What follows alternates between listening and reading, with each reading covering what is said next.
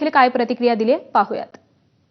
निवडणुकीच्या तोंडावर ज्या योजनांचा सपाटा सुरू केला आणि राज्याला बर्बाद केलं, राज्याला आर्थिकरित्या कमकुवत केलं, कर्जबाजारी केलं, ही उद्या हे सत्ता मिळवण्यासाठी महाराष्ट्राला विकतील अशा प्रकारची स्थिती राज्याची आणून ठेवलेली आहे।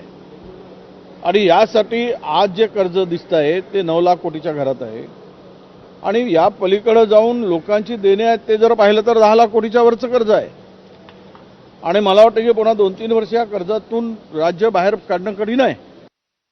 आता या कर्जाचं आपण पाहिलं तर 8,39,275 कोटीचं कर्ज आत्ताच्या तारखेमध्ये आपल्या राज्यावर आहे।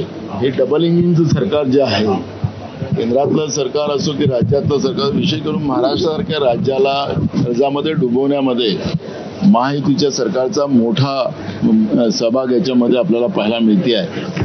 आणि काही दिवसानंतर आता राज्याचीच पत याच्यामध्ये जाणार काय ही भीती आता निर्माण झालेली आहे।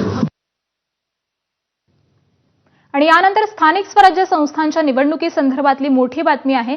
जानेवारी 2026 पर्यंत मुदत वाढवून मागण्यासाठी राज्याकडून आता अर्ज दाखल करण्यात आलाय।